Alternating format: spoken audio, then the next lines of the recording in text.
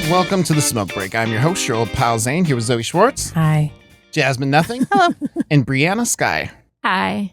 Briauna Skye is a filmmaker and a storyteller. Didn't combine the two. Perfect. And we're very excited to have you. So thank you for joining us. Yeah, thank you. Absolutely. Real quick, we're going to do a disclaimer, which is just to say that this show is for entertainment purposes only, and we work in the field of mental health, but do not claim to be professionals in this space. Our intention is to have conversations around lived experience, and as a result, we may not always agree with what our guests have to say, but we do intend to hold space for open conversations and learning from one another. So let's get it started.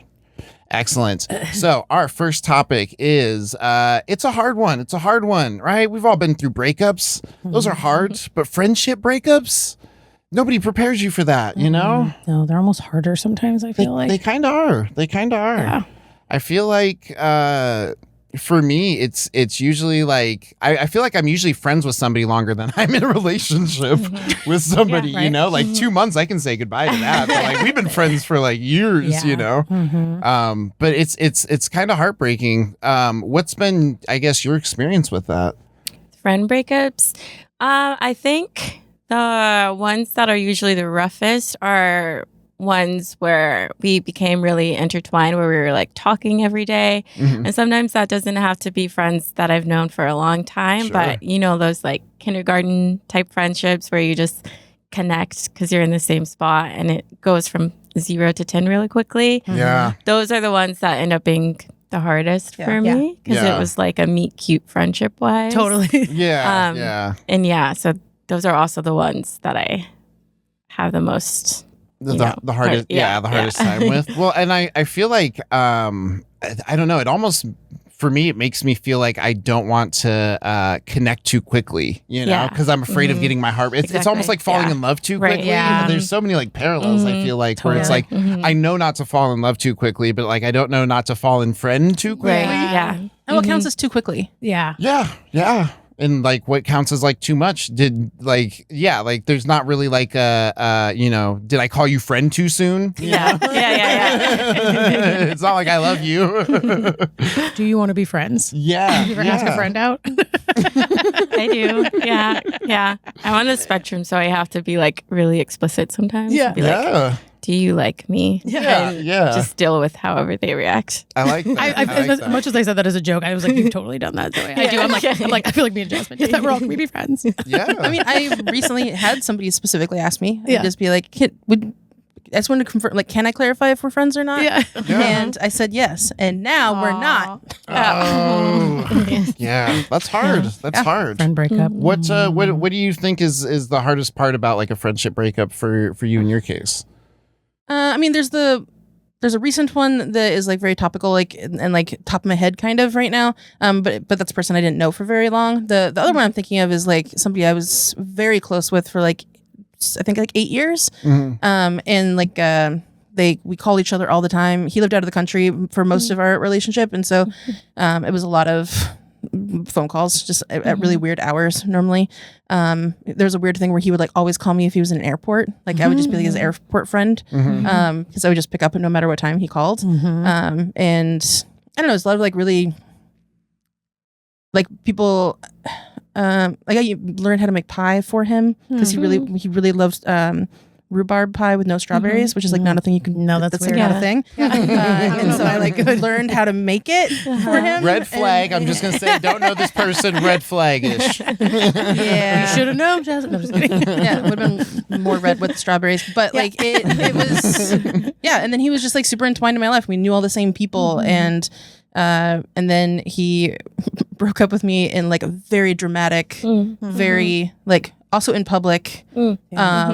Ouch. Yeah, like it was very strange, and he was living with me at the time. And then he sent his girlfriend to pick up all of his belongings from my house. Yikes. And that is how I stopped living at Jasmine's house. Wow, guys. Yes. No, I'm kidding. I'm kidding. No, that sounds really hard, just especially because like you'd spent so much time together. Your lives were intertwined in these ways of like, we have the same friends. Couldn't listen to like any of the same bands anymore. Oh, because I got like all of the bands that I liked from him. Yeah. Oh, that's rough. That's rough. Did it make sense? Like, when did they explain to you like why? I'm guessing if it was in public, it sounds dramatic, but like, did they give you an explanation that made sense? Because I feel like that also makes it harder. He gave me an explanation. But it didn't make sense. It didn't make sense. Yeah. I mean, I think ultimately, like, what I learned in the end is that, like, I think he's actually like a bad person. I think he was like a bad guy. He was totally like misogyny and fat phobia and like super judgmental and like he was just like a bad dude that I had been super close with, and just I don't know if like the closeness maybe not see it or if things came out over time, or I don't know. He like became a bad person over time, where he was just like, well, now that you think that we're friends, now I can tell you what I really think about women. Yeah, and it wasn't great. Yeah. So well, and I mean, I feel like, I don't know, that's the hard thing about making friends with people, is that like you don't really get accurate representations of who they are until like over time. Do you relate with that? Yeah, I think everyone, even with friends and romantic stuff, we think we're putting our best selves first. So we are going to be like a more filtered version of ourselves, even when we're trying to be like authentic. Yeah. Well, and I feel like I try to offer my most authentic self, like whether it were to be like friendship wise or intimately, is just like I want to give the most authentic version of who I am, because if that's what you reject, then that's, then I know that you're not rejecting like a false me, like if you reject a false me before, I was just like, oh, well, you're not really rejecting me. You're rejecting Zane, who has confidence, but like the real Zane who doesn't have confidence, you can't reject that person. They're too fragile. But I think like having that person be rejected is more comforting, because it's like, if you don't like me for who I am, that's one thing. If you don't like me for who I was pretending to be, that's something completely different. So I you know what I mean? So it's just like, why show up anything other than authentic to relationships? Yeah. I was thinking that like that's maybe I don't know if that like friendship breakup, I don't know if it's right to say they hurt worse because breakups suck, but I do think that for me, part of it is that like we do inevitably, I think, when we're in a relationship, I don't know, like we go out of our way to be like, I don't know, it's like not fake, but just like, like a best version of ourselves in a way that's different than friendship. I think ideally, like if it's a really, comfortable friendship, obviously a comfortable relationship should too also be like that. But I do think there's this sense of like, you're my person. And so with a relationship, we're kind of like always kind of showing that person our best ideally, right? Because they're like a partner, right? But with a friendship, it's like we kind of feel more comfortable just kind of being our messy selves, because it's kind of like, oh, this person isn't like fully dependent on me as like their partner. Yeah. So I think for me, when I break up with a friend, I often feel more like kind of like, oh, like it hurts more, because in the sense of like I was kind of showing you all of my and I'm just like, well, maybe that's why I hide it a little bit sometimes. And also for me, sometimes it's like you can have just taken a break and like not hung out with me for a couple, like if yes. Yeah. So I think that's another reason why sometimes friend breakups can hurt, because it's like you had the option to like, take care of yourself and come back in like an intimate romantic relationship. I can kind of get it more when people are like, no contact. Yeah. But like a friendship breakup, like why does it have to be a breakup and not a break? Why is it like, hey, I need some space? Because I think that's reasonable. I think asking for like a reasonable amount of space while you're figuring your own stuff out or they're figuring their stuff out, that totally makes sense. But I think breakup, I don't know, it makes me think of like the idea that we often don't really put expiration dates on like relationships, So like we have this idea that it's going to last forever. And then when it doesn't, we're like, whoa, like I thought we were going to be, it's like Fox and the Hound. We're going to be friends forever. It's just like, I don't want to tell you the end of this movie.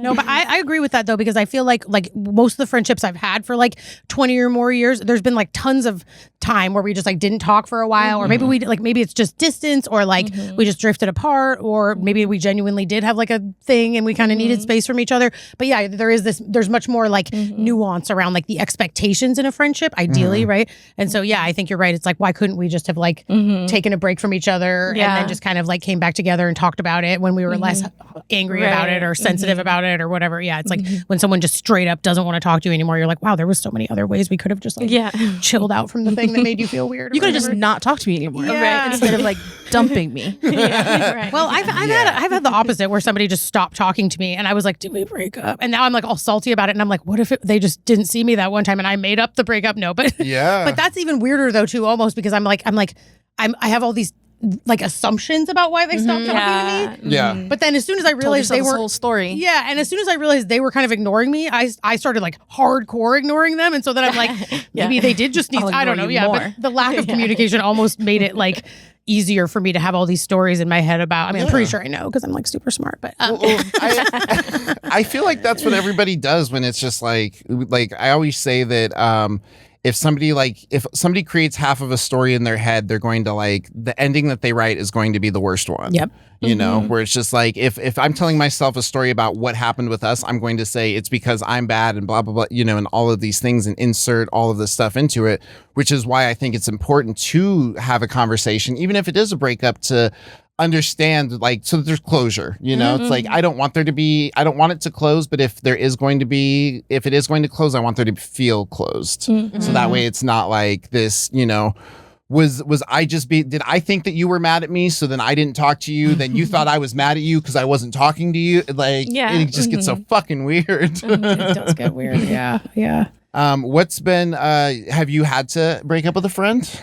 I have, yeah, and it was really hard. Well, I've done it a few times, but the last time that was the hardest, because Portland's so small, and I think that adds another layer to why this topic is like relevant and also very nuanced and hard to talk about sometimes. But they just knew so many people, including some family members, and were telling me things that I didn't need to hear because of how I was connected, and they were connected kind of as like this outside party looking in to a situation where I'm intimately involved. And so I had to just be like, I love you, but we have to like part ways and have like this distance. Yeah. So they're still like in my orbit, and like we still like follow it's the only person on Instagram where like I still follow them and care about them, but I don't interact with their page. Sure. And it was just for us both kind of, and it actually I think was one of the more healthier friendship breakup, but it's because I like told them like, but it was rough because we were so close that every day we would send each other like 20-minute long voice memos like throughout a whole day, and we talked about like everything. So it was, and I definitely miss them because I haven't found like someone else who accepts my takes that podcast. But like, so I've just been talking to myself a lot, which is fine. There you go. It's fine. But then there's been other friendship breakups that I've had where it was like for like ethical, like I grew up in a church that was a cult basically. Sure. And like once I realized that like the friend that I was very close to at the time, it was very easy to like not miss, like I'm in her wedding photos and like stuff, and I'm just like, sucks for you that I'm in your like you lost and you're shitty, but like but yeah, so I've had like a couple different kinds, but when you were talking about that, it made me think about like maybe it's actually kind of, well, I think like I don't know that I've only broken up with like one, like in a relationship, like one person, but I'm thinking of like friend breakups that happened, and I'm like, I probably should have been the one that broke up with them, but I like waited until they broke up with me because I'm thinking about like maybe it is healthy to be someone who can break up with whether a friendship or a relationship. Like I think it's good because it demonstrates that you're able to like put yourself first and like, you know, be strong in your boundaries. So I think, and ideally like a friendship breakup could also be like a template for like if you have to break up with a partner, which is hard too, you know, like, so I think there's probably some good things to it in the sense that it's like you showing up for yourself, kind of being like, you know what, I care about this person, but this dynamic isn't healthy for me or whatever. And like being able to say it, like that's really healthy. Like that, I think even though it's hard, I think it's probably good practice, good skill to feel like you can do, you know? Definitely. I like the kind of like the overlap of like this may be being practiced for like a partner, because it's just like how many times have you stayed friends with somebody past the point of it being helpful? You know what I mean? So it's just like apply that to anything else and like try to learn this lesson and have this breakup the easiest way that you can. So, yeah. Excellent. All right. Well, we're going to take a real quick break and we will be right back with the smoke break. And welcome back to the Smoke Break. I'm your host, your old pal Zane, here with Zoe Schwartz. Hi. Jasmine Nothing. Has not been broken up with anyone in this room yet. And Briauna Skye. Yeah. So this second part, we were talking about like friendships and how hard those can be to navigate. I feel like boundaries are something that we have to set in any relationship, any sort of relationship, but sometimes boundaries get weaponized. Just like just about anything from fucking like therapy, you know, like therapy speak. Like sometimes some people use it as a language to understand themselves better. Some people use it as an excuse to be an asshole. I don't know what else. Perfect. Yeah, but with the right words. Yeah. So I think that weaponizing boundaries is definitely something that like I haven't ran into a lot personally, so I guess I'm kind of curious about some other people's experiences with that. And I might think that I haven't until somebody says an example, and I'm like, I'm very traumatized and didn't realize. I was thinking about how like I forgot what I was thinking about. Was it a weaponizing? Oh, I was thinking about how like I think it comes. I mean, it could come from like some people are just dicks, but I think it often comes from, for me, I guess, when I feel like I don't know if it's a weaponized, so it's not weaponizing, but I think of like when you first learn how to set boundaries. If you like, for example, grew up in a family that like didn't have them, I don't know where, that's not my personal experience. It is, and so then when you often first start using them, they can be really intense because you will often like wait until you're real hurt before you set a boundary. And I think like that's the art of setting boundaries, is like knowing that you can set them before you're pissed off and you feel violated, but like when you start to maybe prevent that stuff. Yes, and I think a lot of people who don't, which I don't know how many people actually grow up with good boundaries. That feels like a foreign idea to me. But yeah, I think a lot of people, when we're learning how to use boundaries, we often do it from a place of like, once we're really hurt and we finally stand up for ourselves, or we've been hurt a bunch of times, and then when we first do it to the person they kind of get the wrath of all the people that we didn't set the boundaries with. Yeah. So I don't know if that's exactly weaponized, but I guess it could be perceived as weaponized on the other end if it comes across shitty or, harsh. Yeah. So that's what it made me think of. I don't know. What made you like bring it up in the first place? Yeah, I'm not sure if we picked the wrong word. Yeah, maybe pick a better word. Maybe like privileging, like what I've experienced is more so people privileging like certain access needs when it's like when they're trying to like get out of. I guess I'll give like I was gonna say, a more for the love of God, give me an tangible example. So like if you're already in like a conversation that the person starts to get like dysregulated, and they don't want to have the conversation, so they'll just shut down and be like, well, it's a boundary of mine that we like prep each other for this topic before we have the conversation. And then the next week I would be like, okay, can we get together to talk about this? And then we'd get together and talk about it, but then they get dysregulated again and then be like, actually, like the thing was. And so it just becomes different, more and more different. But the real issue is that they simply don't want to work through the issue in a way that's healthy for the other person. And so they're making it just about their own discomfort without realizing that's kind of what being in community means, that we're going to be uncomfortable. Actually, like, unfortunately, like, people need to realize that living in community means living in conflict. Totally. And learning how to have healthy conflict and unpack it in a healthy way that respects everyone. And another thing I encounter, especially like with, and I'm diagnosed as like having ADHD too, so I get it. But I've also encountered like a lot of male identifying cis people who will just like not like text or like check in, and then it will be like I'll have to hear like, oh, my cortisol levels were just so low, instead of just like, I'm sorry, I disappointed you. Like it was now you're using that, and then cortisol and then they have to bring up like a term like their cortisol level, and it's like, you could just say you're tired, bro. Texting. Like or just acknowledge that, and don't make it into like you're incapable of it, because I know that you are. It's just like you're, and I know that it's a challenge because it's a challenge for me as well.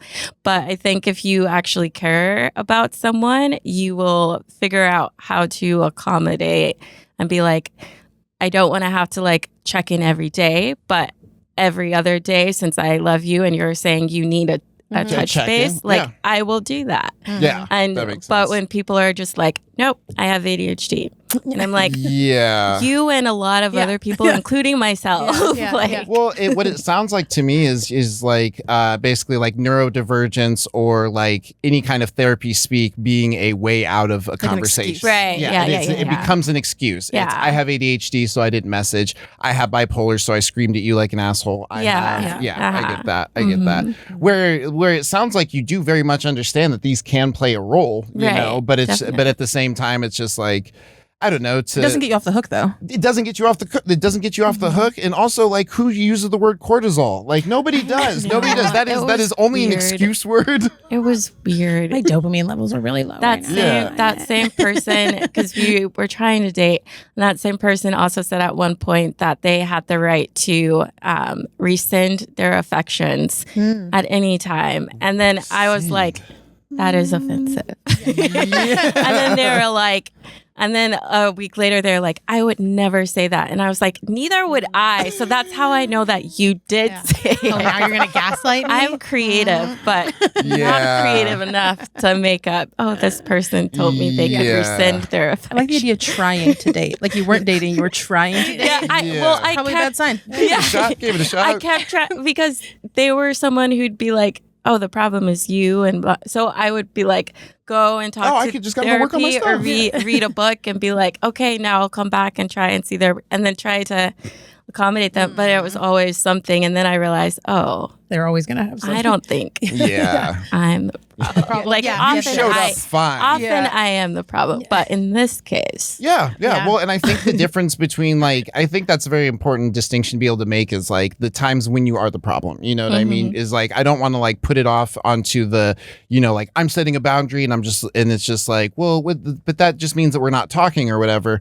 It's like, I recognize that. And I also recognize that like, you like understanding your part in something when you're like, okay, I need to work on this. I need to get better at this. But there is a certain point where it's like, you've worked on everything that you can. Like my ex was just like, you need to go work on yourself.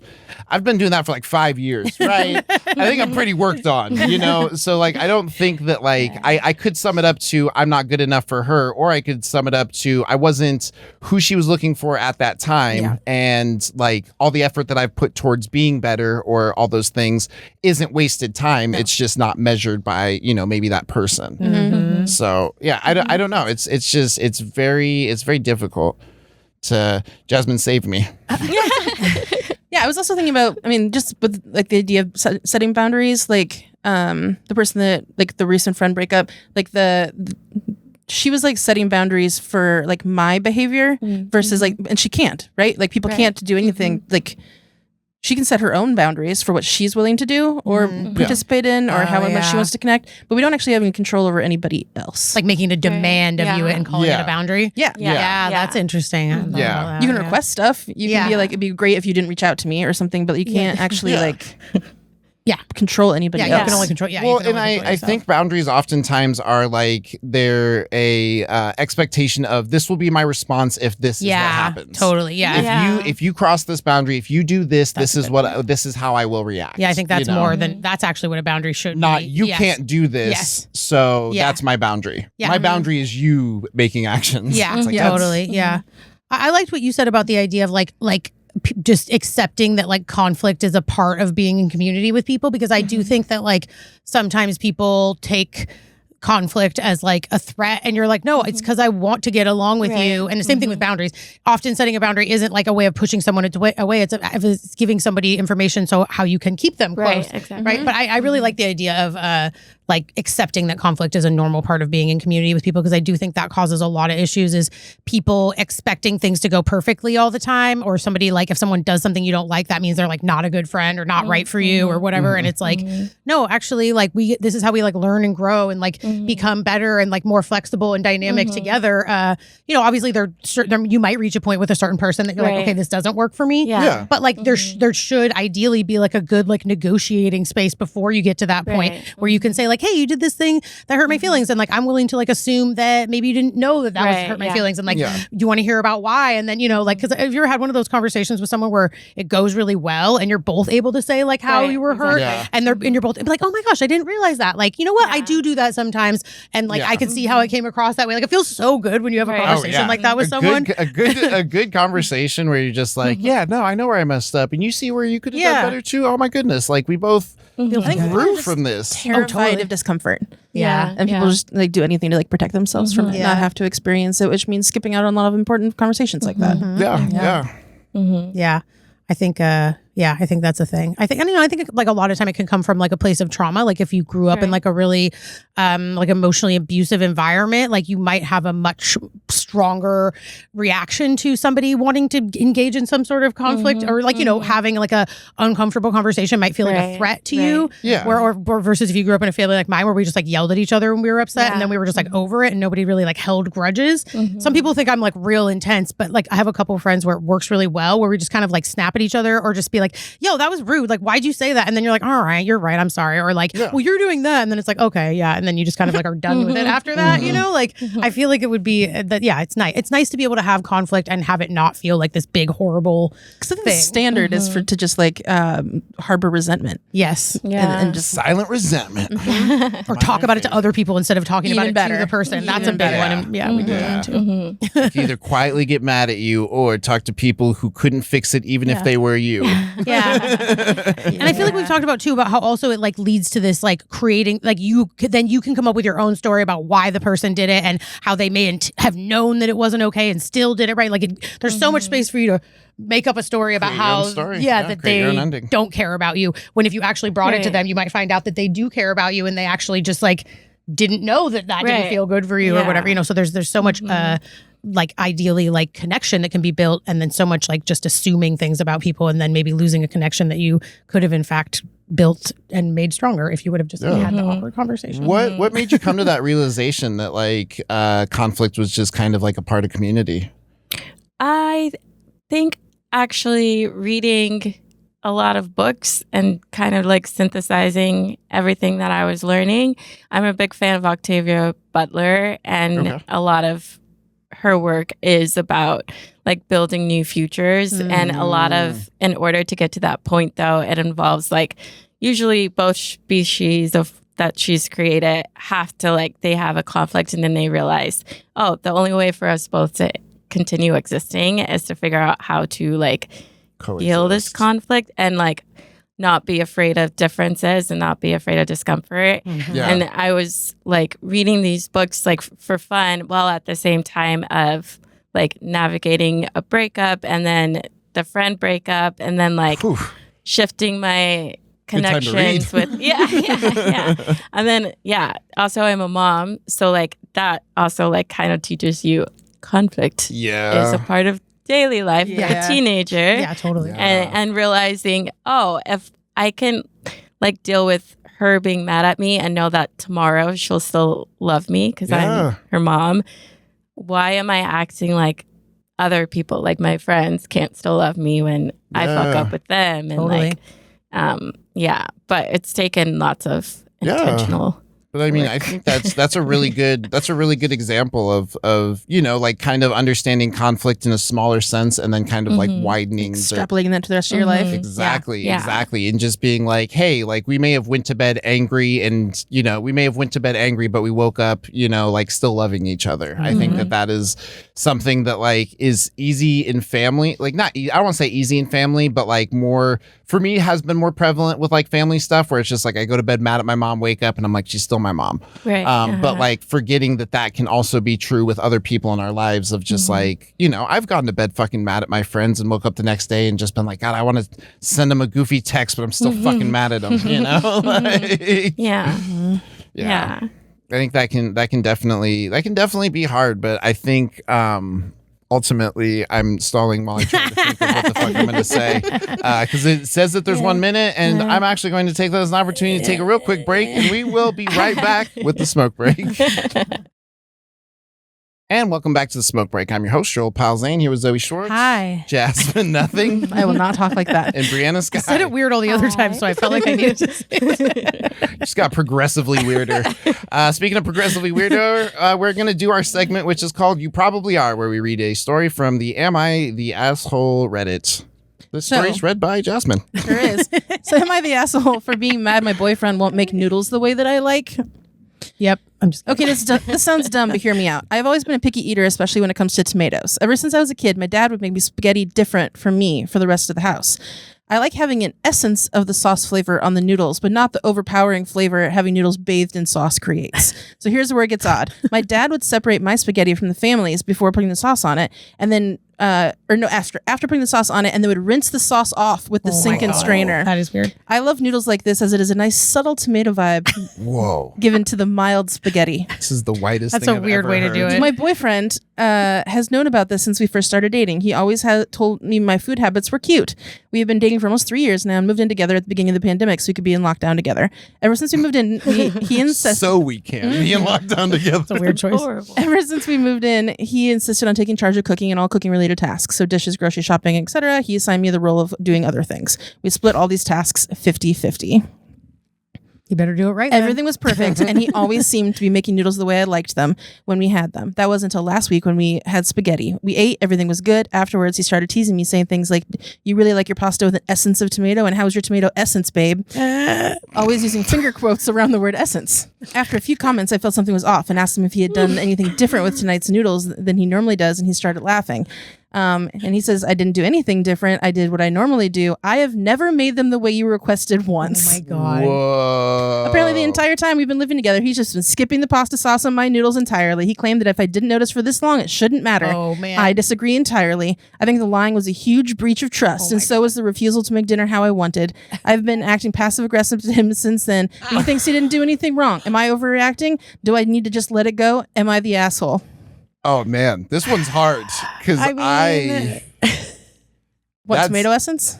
No, well, no, because I don't know if she's an asshole for being mad that she didn't notice that Yeah, she's it's having her- flavorless noodles for 3 fucking years. Well, a very long time. yeah, because clearly the amount of tomato essence that she wants is not noticeable. So it is probably kind of a ridiculous expectation if you can't even tell that you're getting none of it. So it's not really an You essence. plain noodles the whole time? Yeah. I mean, I'm talking. That's like. I was thinking, like, why don't you just put like a little bit of sauce and stir it up? Why would Yeah. that would seem less wasteful? Rinsed off. Yeah, that's bizarre. Rinsed off. There's a whole extra step. I just think that maybe he should have like addressed it and been like, "Yo, this is weird," and like you're not actually like maybe do it once and then point out, "Hey, Yeah. they weren't actually." Yeah. I think maybe you just think you want essence, but you don't because you like that, right? Like essence. Once I feel like would be okay, but like repeatedly, it's like you guys just need to communicate better. So there's an edit saying, my boyfriend found this post and is really not happy with me. I'm debating pouring all the sauce he made directly down the drain my to spite God. him. Okay, And then briefly after that, there's a second edit. A lot has happened since this morning. Y'all might be happy to hear that we've broken up. We had a huge blow up fight over this because after he found the post, which led to the breakup, he didn't like being called a predator. What? It never even said that earlier. And I started to think he had a point about that, so I ended up breaking up with him. He attempted to plead with me a bit. My parents pay our rent, so we can't afford the place without me, but I wouldn't budge. Now, some things I found out in the argument. First, he's not a pharmacist like he always told me he was. He just works at CVS.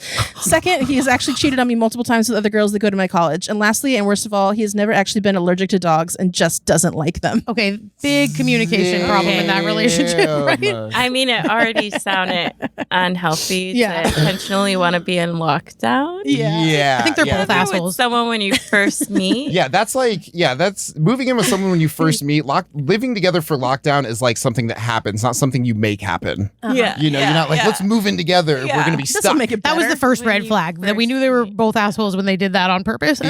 Yeah. Then it just became a who's a bigger asshole. I don't know if it's a who's the am I an asshole or who's a bigger one. What a weird way to. Because she still lives with her parents. Her dad could have been making the fucking sauce the way that she likes it the entire time. No, she just said that they pay just their pay for rent. Hey, yeah. There's a lot of these people are not great people. I'm just kidding. If your parents pay your rent, fine. Good for you. Privilege. But Privilege I is hope what they're we 21 or realized. something. You know, like 18. 20 and 26. Yeah, there's a lot of weird stuff happening in that story. I just feel like It just got weirder too. Jesus Christ.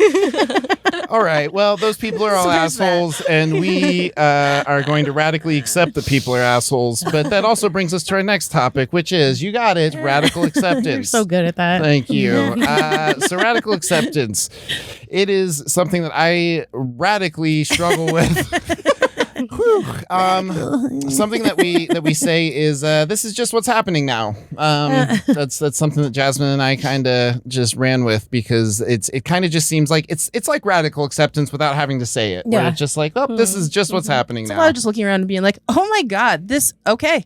Yep. Okay. Yeah. This is fine. This is fine.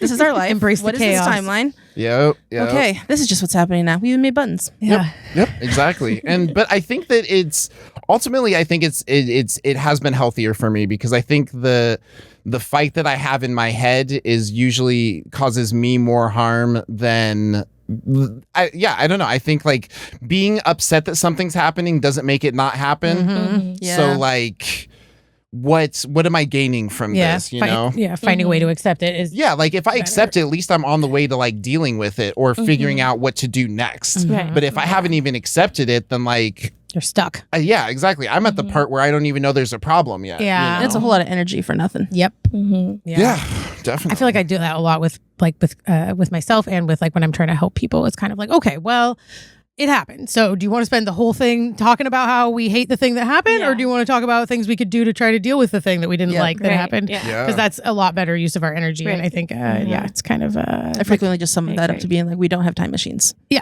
Yeah. we can't control what happened. How do we deal with it as best we can, you know? So I think, I like that. Also, can I have a button? Yes.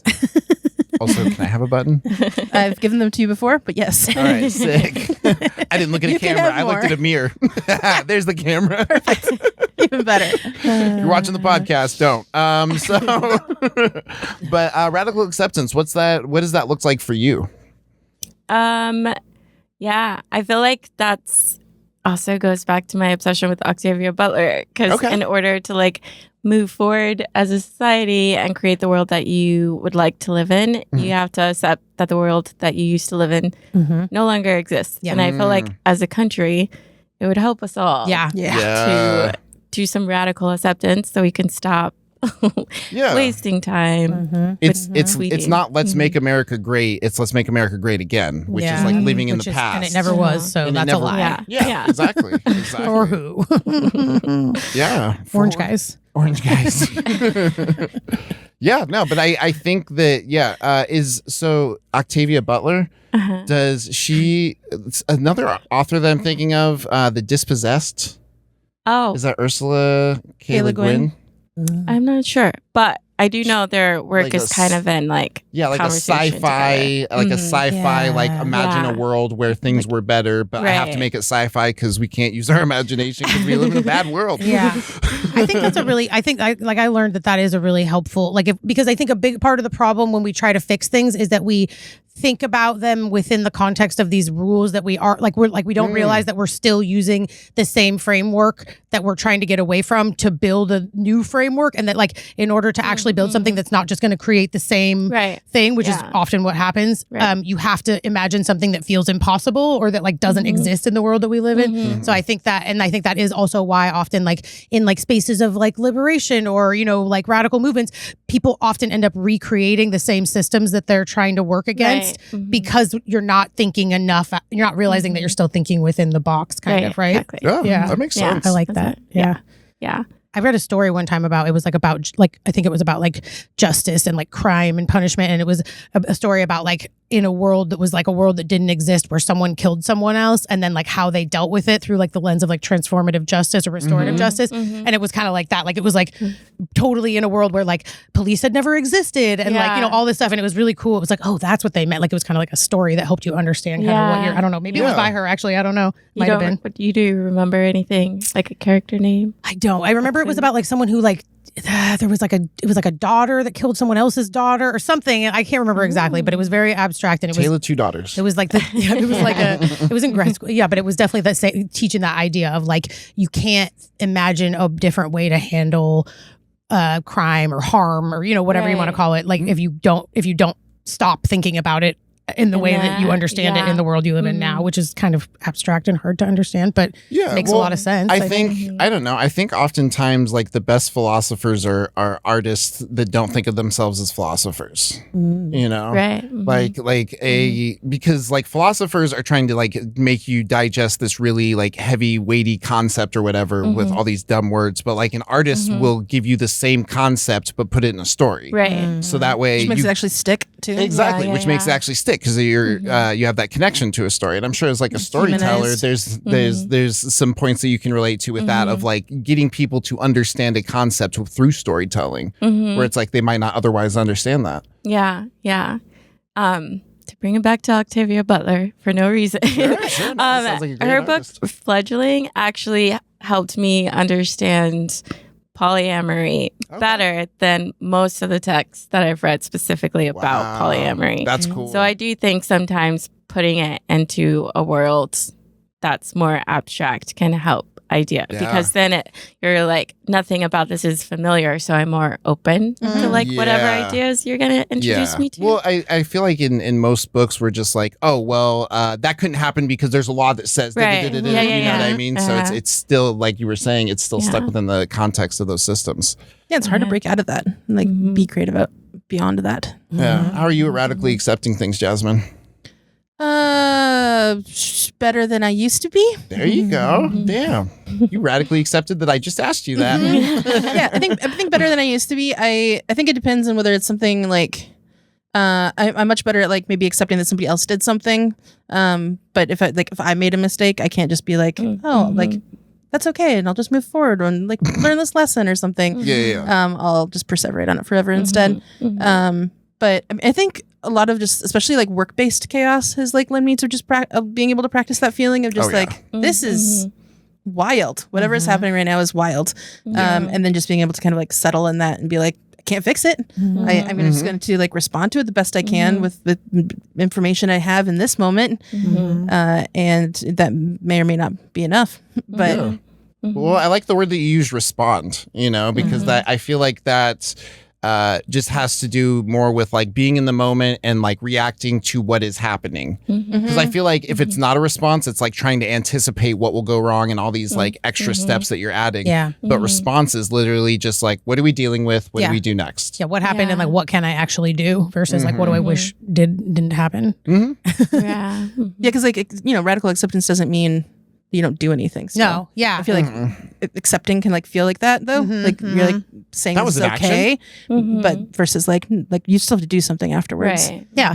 Yeah. And I feel like saying like radical acceptance isn't saying that it's okay. It's No. just saying that it's happening. Yeah. Right. Yeah. It almost not makes you fighting more it. useful. Yeah, because it's like like you said, it's like you're not wasting energy on things you can't change. You're being like, okay, well, this is where we're at now. What do we do? Yeah, I think it actually conserves energy too to radically accept things. And yeah, but I think you're right. I think a lot of people think like, oh, that just means you're just being passive and like just not caring about things. And it's like, no, it's just not wasting my energy on things that I can't control. It's not thinking that caring is an action.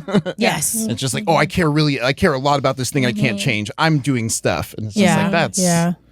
technically a verb. I do think we have to spend like a decent amount of time like sitting with the things that are hard and acknowledging the parts of it that we wish would have gone. Like I think there's a balance between like because when people try to push you to move forward or be positive too quickly or to find the silver lining or whatever, that can be like not helpful, But I think that's kind of finding that happy medium of like, okay, yeah, we talked about how shitty that was, we acknowledged our feelings, we mourned the thing or whatever, and like now. Does it feel like we need to keep doing that, or does it feel like it would probably be more helpful to like? But I think there's a space where you do have to kind of sit with the thing you wish would have happened, or the Figuring out what the grief. each timeline is for each thing. Yeah. Yeah. and for each person. It's like you might think you're ready to go on, but that person is super not ready to go on yet. Totally. Or you think you are, and then like a year later it hits you, and you're like, oh fuck, I was actually way more upset about that than I let myself realize. So that's I think that's a hard one. But I do think that it conserves your energy to be able to be more effective. And I think also like that's been a big realization for me recently is like just sort of noticing the pattern in my family specifically, because my family's been going through a lot of stuff, is like how we do tend to like really want to talk about the thing. And I think it's cultural too. Like I think we like complaining is kind of part of my culture a little bit, but I think there's a limit to it. And I think it's so, yeah. And I hate it when people try to tell me to stop too quick, but also I'm like, you're right. Maybe I'm probably making myself feel worse than I need to. So there's like that like make sure I don't spiral, but like let me at least like vocalize that I'm upset. You know, let me grieve whatever it is for like a second. Yeah. You know? Yeah. When does like processing become spiraling? Yes. Yeah, absolutely. Yeah. Well, we don't have the answer to that question. You're gonna have to radically accept it. This has been the Smoke Break. It's been such a treat having you. Yeah, thank you so much. Thank you for being here. Absolutely. All right. Well, we are out of here. I've been your host, Joel Pal Zane, here with Zoe Schwartz. Bye. Jasmine Nothing. You said it's a normal head time. Briauna Skye. Later, players.